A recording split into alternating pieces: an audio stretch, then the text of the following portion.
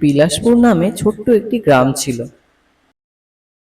সেই গ্রামে এক চাষি বাস করত। সে ধান চাষ করত ও খামার করে সে তার জীবিকা নির্বাহ করত। তার বাড়ির সঙ্গে হাঁসের একটি ছোট্ট খামার ছিল। ঠিক তার পাশের জঙ্গলের ঝোপের মধ্যে একটা শিয়াল থাকত।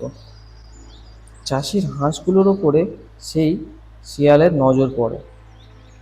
সে হাঁসগুলোকে চুরি করার সুযোগ খুঁজতে থাকে। সে মনে মনে বলল, ওরে বাবা রে, কত বড় বড় হাঁস, কি সুন্দর সুন্দর নাদুস নুদুস হাঁস। আমার খাবারের জন্য আর বেশি কষ্ট করতে হবে না, প্রতিদিন একটা একটা করে হাঁস ধরবো আর খাবো, কি মজা। প্রত্যেকদিন রাতে একটা করে খাবো, আজকেও রাতে একটা আমি খাবো। সেদিন রাতেই শিয়ালটি সেই হাঁসের খামারের কাছে গেল।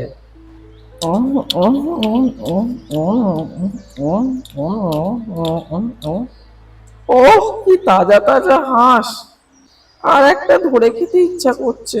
না না থাক, প্রতিদিন একটা একটা করে ধরে ধরে খাবো কোনে, এতে চাষিও ঠিক বুঝতে পারবে না কি হলো।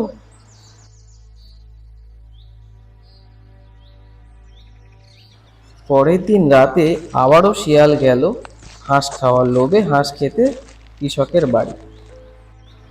আজ আর আমি একে এখানে খাবো না, বাড়িতে নিয়ে গিয়ে আরাম করে বসে খাবো।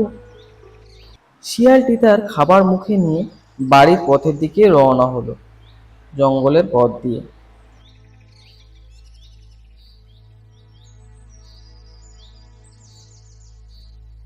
সে জঙ্গলের পাশ দিয়ে যাচ্ছিল।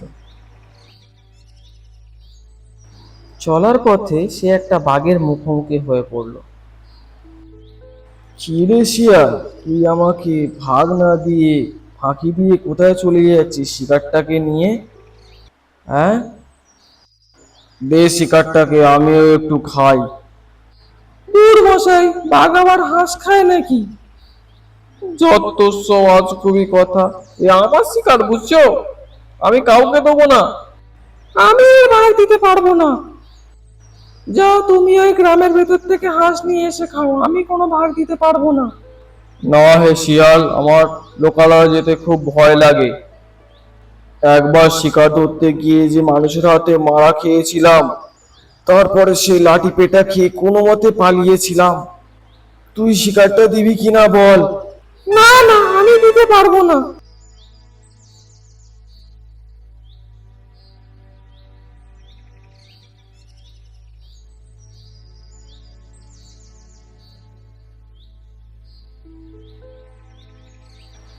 তবে রে, ঠিক আছে, যদি আজকে পাই তোর, তাহলে তোকে আমি খাবো। দাঁড়া বেটা শিয়াল, দাঁড়া।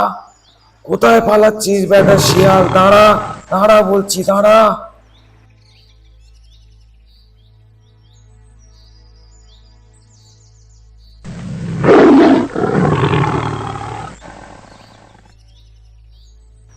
তারপর বাঘ শিয়ালটিকে আর ধরতে পারল না।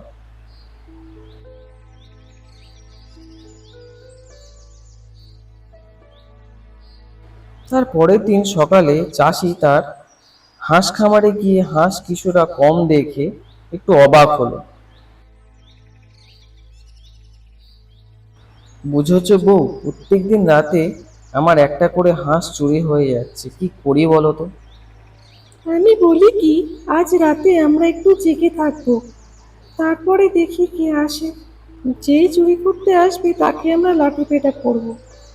ঠিক আছে, তুমি যখন বলছো তাহলে আমরা তাই করব। যে আসবে তাকে আমরা ধরবো, বুঝেছো? তার পরের দিন রাতে শিয়ালটি বরাবরের মতনই হাঁস চুরি করতে এলো। এদিকে চাষি আর চাষির বউ ওত পেতেছিল শিয়ালটিকে ধরার জন্য। আহ, কি যে মজা, এ যে মেঘ না চাইতেই বৃষ্টি, প্রতিদিন একটা একটা করে হাঁস খাচ্ছি, কি মজা।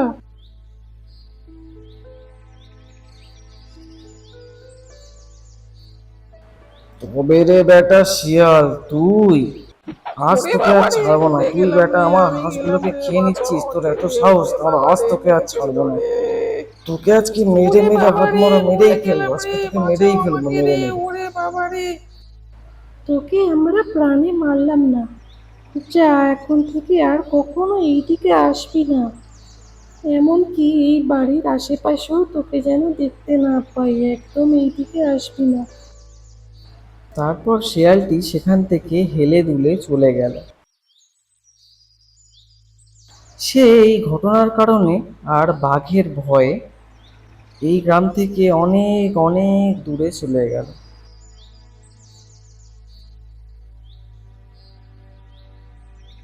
চাষি আর তার বউ সুখে শান্তিতে বসবাস করতে লাগলো।